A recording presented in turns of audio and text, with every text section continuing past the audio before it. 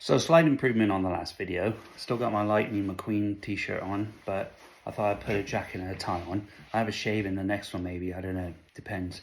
But I still got my price tag on my jacket, so it's not all that, right? So seeing a lot today, and I feel your pain. A lot of people looking for work, out of work, okay? I can only say one thing, video. I'm telling you now, I posted 2 videos this morning.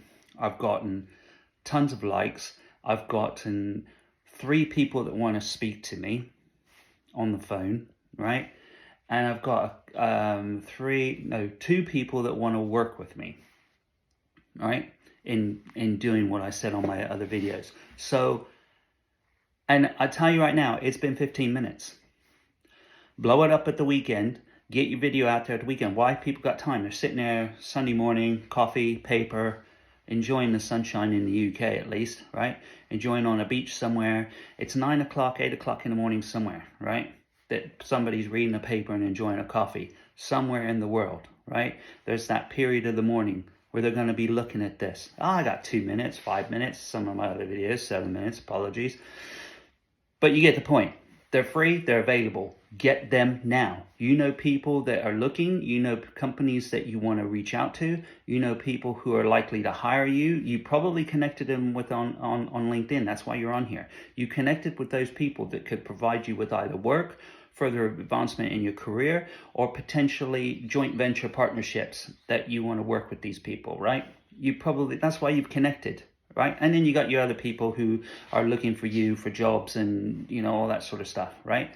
But you've got that network. You're here, right? So get the video in their hands. Make it on your post it in groups, go up to the 3 dots up on the top, share it with yourself on WhatsApp or with your partner or whoever, share it, and then when you share that, go in there, copy the link, and on every post where someone wants to hire someone, post your link. Hey, go check me out. Hey, go check me out, right?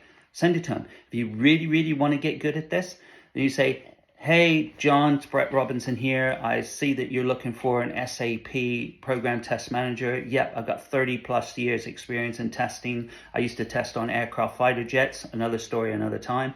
And also as well, you know, I've got the ability to see things and to judge things on a SAP project, find things that people are going to fall over and trip up on, find ways of saving the client money, and also making sure and ensuring that the data is top quality and the testing is spot on.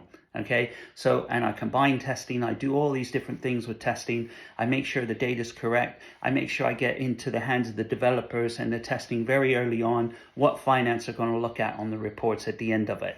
I study the architecture, I understand where all the interface testing needs to happen, all the ins and outs of that. And I've done quite a few of the interfaces connecting up with third parties. I think the most interfaces I ever done in a single program was about 160. I've been at the BI end where we've gotten analysis reports out. I've been at the and you know, I've done a lot of the controlled language packs and everything, updates for the HR and for the treasury, you know, for your payroll and stuff. I've done a lot of that. So I understand all the payroll and the HR data, the sales data, the program data, the P2P, the R2R, the O2C, other way around, P2P, O2C, R2R. So I understand all of that process and how to go about getting the best out of that. And I like to make the testing requirements smaller, but I cover a larger breadth of the quality. Okay, I use data matrix, and you got the traceability matrix as well, but I use a data matrix so the users can look, they understand the data, they can look at that data matrix and say, yep, that's everything tested for me. Cool, that's a tick, right? Make it really simple, really easy, but I do it very, very quickly. Work with offshore teams and all those different third parties as well. Play nicely where I have to play nicely. Throw up a stink when I can, i.e. I'm not taking that delivery because it's crap and it doesn't pass my CI/CD. So take your crap back, fix it, and then come back when you're ready to play. I don't like to introduce defects into SIT just as a way of throwing him over the wall. I sort out development first and then work my way through. And I also make sure that we use the data progressively. So what we're creating purchase orders for products and things like that, and creating products, I make sure we're selling those and customers are buying those, and I make sure we're going out and we're reporting on those. Okay, so I use the whole data breadth and I connect people up, so we're using everything that everybody else is using, just passing it on to the next phase. Why? Because that's business as usual. That's what you would do. Why not test this as if you're really using it? Why do we have to create test cases for the sake of testing it, right?